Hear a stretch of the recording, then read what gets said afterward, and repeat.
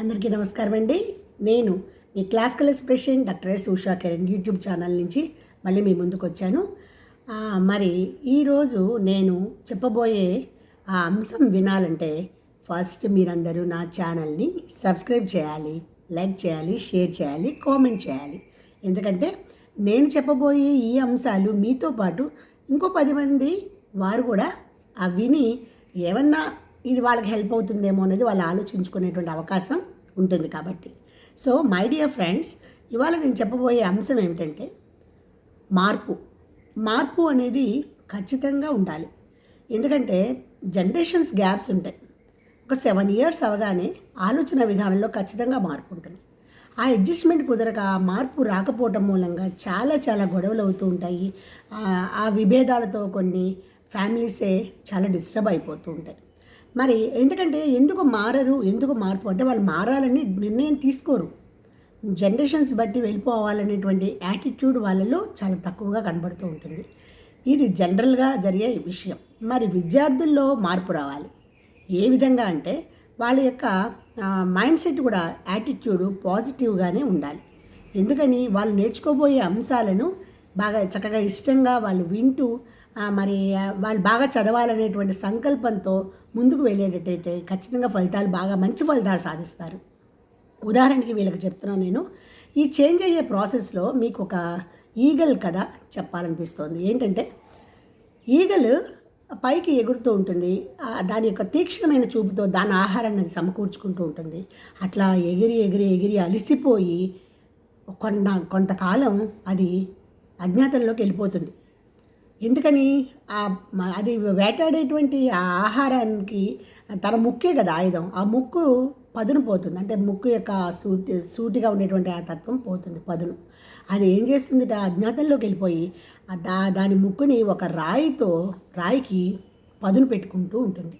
తర్వాత తన ఇదైపోయినటువంటి ఆ రెక్కలు ఉన్నాయి కదా, ఆ రెక్కలు ఊడిపోయేలాగా తన పదును పెట్టిన ముక్కుతో దాన్ని పొడుచుకుని అవన్నీ రాలిపోయేట్టు చేసుకుని మళ్ళీ కొత్త రెక్కలు అది పుంజుకుని మళ్ళీ వేటాడటం, మళ్ళీ ఎవర్ గ్రీన్గా ఇంకో 30 ఇయర్స్ అది అలా ఉంటుందిట. అంటే అది ఎంత పెయిన్ అనుభవిస్తుంది దాని లక్ష్యం కోసం. అలాగే ఇంకొక ఉదాహరణ గుర్తొస్తుంది. ఒక రాయిని మనము శిల్పి తన ఉలితో చెక్కుతూ ఉంటాడు. మరి ఆ ఉలి దెబ్బలకి తట్టుకునేటువంటి ఆ రాయి మనము రోజు పూజించేటువంటి భగవంతుడు అవుతుంది. చక్కటి రూపము పొంది ఉలి దెబ్బలు తట్టుకోలేక, కష్టాన్ని తట్టుకోలేక ఉన్నటువంటి ఆ రాయి పగిలిపోయి ఆ బండలుగా ఏర్పాటు చేసుకుని ఆ దేవుడికి చేరే మార్గాల్లో మధ్యలో వేసి ఉంటాయి. అంటే గుడి బయటే ఉంటాయి అన్నమాట. సో ఫ్రెండ్స్, మరి స్టూడెంట్స్ అనే వాళ్ళవని మనమైనా కూడా ఎవరైనా కూడా మార్పు అనేది కనుక స్వీకరిస్తే మంచి ఫలితాలు ఖచ్చితంగా ఉంటాయి. దానికి ప్రధానమైనటువంటి నిర్బంధకాలు ఏంటంటే బద్ధకం, నిర్లక్ష్యం, పోస్ట్పోన్మెంట్. ఈ పని ఇప్పుడు కాదబ్బా తర్వాత చేద్దాం, ఇంకా చాలా టైం ఉంటుంది. జనరల్గా ఉండేది అది. మరి ఆ పోస్ట్పోన్మెంట్ని కొద్దిగైనా తగ్గించుకుంటే మనం, అంటే ఒక్కసారే మనం ఏదో మిరాకిల్గా మారిపోవాలని కాదు, కొద్ది కొద్దిగా 1% మారుతూ వెళ్తూ ఉంటే మనలో ఆ చేంజ్ ఖచ్చితంగా మన యొక్క ఏవైతే మన గోల్స్ అనుకున్నామో, లేదా ఏదైతే రీచ్ ఉన్నామో, ఏదైనా పని అవ్వాలని అనుకున్నామో అవన్నీ సక్సెస్ఫుల్గా కంప్లీట్ చేసుకోవచ్చు. ఆ 1% మన హ్యాబిట్స్ అవని, అలాగే మన డిపెండెన్సీ అవని, తర్వాత ఒపీనియన్స్ బాగా నమ్ముతారు. అంటే ఎవరి ఒపీనియన్ వాళ్ళకు ఉంటుంది. నా పాయింట్ ఆఫ్ వ్యూలో నాది కరెక్ట్, ఎదుటి వాళ్ళ పాయింట్ ఆఫ్ వ్యూలో వాళ్ళది కరెక్ట్. ఆ ఒపీనియన్స్ని ఆధారం చేసుకుని అలాగే ఎవరైతే చెప్పినా నమ్మేసి అట్లా ఉంటే చాలా చాలా ఇబ్బంది అవుతుంది. ముందు అక్కడి నుంచి స్టార్ట్ అవ్వాలి. మన కళ్ళతో మనం చూసి, మన చెవులతో మనం విన్నవే మోసపోతాం. అలాంటిది మనము నిర్ణయం తీసుకుని అవునా కాదా అని మంచి ఒక కాయిన్కి అటువైపు ఇటువైపు 2 వైపులా చూడగలగాలి. అదే ఎదుటి వ్యక్తి యొక్క ఆలోచనలను మనం గ్రహించి వాళ్ళకు అనుగుణంగా వెళ్ళాము అంటే గొడవలే రావు. కాబట్టి అలాగే విద్యార్థుల్లో అయితే ఆ కాయిన్ని చూడటం, ఎదుటి వాళ్ళు ఎలా మనతో మాట్లాడుతున్నారు, వాళ్ళ బిహేవియర్ ఎలా ఉందనేది వాళ్ళు ఐడెంటిఫై ఎప్పుడైతే చేయగలరో ఖచ్చితంగా వాళ్ళు మంచి పర్సనాలిటీ డెవలప్మెంట్తో చక్కటి ఫలితాన్ని వాళ్ళు అనుకున్న లక్ష్యంలో సాధించగలరు. సో మై డియర్ ఫ్రెండ్స్, ఇప్పుడు మన కంఫర్ట్ జోన్ నుంచి బయటికి రావాలి. అంటే భయపడిపోతూ అట్లాగే కూర్చుంటే మార్పు అనేదాన్ని మనము స్వీకరించలేము. అలాగే ఈ పాజిటివ్ చేంజ్ మెంటల్గాను ఫిజికల్గా కూడా పాజిటివ్ చేంజ్ అది పాజిటివ్గానే ఉండాలి ఆ చేంజ్ అనేది. నెక్స్ట్ మనం ఏవైతే ఇప్పుడు అంటే ఇప్పుడు ఏదైతే మన కోరిక అనుకున్నామో అది ఇంప్లిమెంట్ చేసేది పాజిటివ్ వేలో చేస్తే ఖచ్చితంగా మనం సక్సెస్ సాధించగలం. దీనికి సంబంధించి ఇంకొక ఇది కూడా గుర్తొస్తుంది ఏంటంటే, సీతాకోక చిలుక దాని ముందు అసలు ఆ గొంగళి పురుగుని చూస్తుంటే విపరీతమైన ఎలర్జీగా ఉంటుంది. ఈ వర్షాకాలం అని మామూలని అది వాళ్ళ పాకుతూ ఉంటే ఒకలాంటి గొంగళి పురుగు పాకినట్టు అంటూ ఉంటారు, అది సాబిత కూడా. అలా గొంగళి పురుగు చూస్తుంటేనే ఒకలాంటి కొంచెం జుగుప్స్గా అట్లా అనిపిస్తూ ఉంటుంది. పాపం అది ఒక జీవి అయినా కూడా.